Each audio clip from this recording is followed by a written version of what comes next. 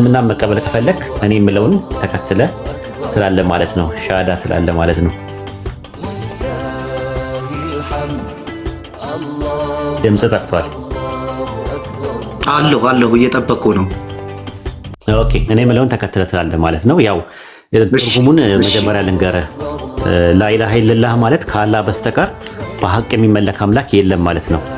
ሙሐመድ ረሱሉላህ ማለት ደግሞ ረሱል ሰለላሁ ዐለይሂ ወሰለም የአላህ መልእክተኛና ባሪያ ናቸው ብሎ ቁርአን በእሳቸው ላይ የወረደው ቁርአን ያላህ ንግግር ነው ያላህ ቃል ነው ብለህ ታምናለህ። እሳቸው ደግሞ ኦንቶሎጂካሊ እንደኔና እንዳንተ ሰው ናቸው። ከሴት የሚለዩት ጾታቸው ወንድ ነው። ሜታፊዚካሊ ከኛ የሚለዩት ነገር ምንድነው? ሜታፊዚካሊ ነው የሚለዩት፣ በማንነት ይለያሉ። እሳቸው ነብይ ናቸው፣ መልእክተኛ ናቸው። እንደገና ደግሞ የነቢያት ቁንጮና መደምደሚያ ናቸው ማለት ነው። ይሄ ነው እንትኑ። ድረሱልን አንላቸውም፣ አንጠራቸውም። ወደ እሳቸው ዱዓ እናድርጉ። እሳቸው ፍጡርም ሰውም ስለሆኑ ማለት ነው።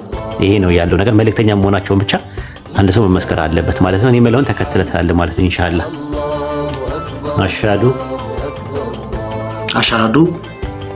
አላ ኢላሃ ኢለላህ ወአሽሃዱ አነ ሙሐመደን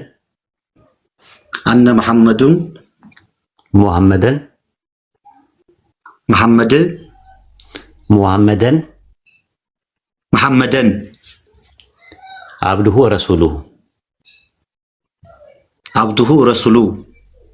እኔ ከአላህ በስተቀር በሐቅ የሚመለክ አምላክ የለም ብዬ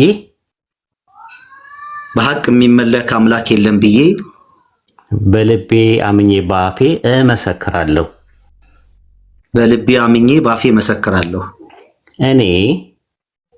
እኔ ሙሐመድ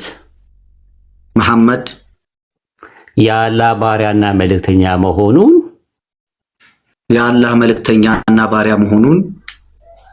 በልቤ አምኜ በአፌ እመሰክራለሁ።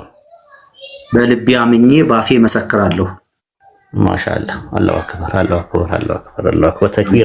ተክቢር። አላሁ አክበር። ወደ ዲኑል እስላም በሻሃደተይን ገብተሃል ማለት ነው። ከዛሬ ጀምሮ ሙስሊም ወንድማችን ነህ። የእስልምና ወይም ደግሞ የዲኑል ኢስላም ተከታይ ነህ። በጣም ደስ ብሎናል። አላሁ አክበር። ተክቢር። አላሁ አክበር። አላህ ይቀበልህ።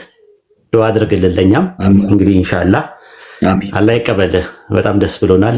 ከዚህ በኋላ አንተ እንደተወለደ ሕፃን ልጅ ኃጢአትህ በሙሉ ታጥቦልሃል። አውቀህ በድፍረት ሳታውቅ በስተት የሰራው ኃጢአት በአጠቃላይ ይቅርታ አላህ አድርጎልሃል። ማሻአላህ አልሐምዱሊላህ። ዱዓ አድርግልን።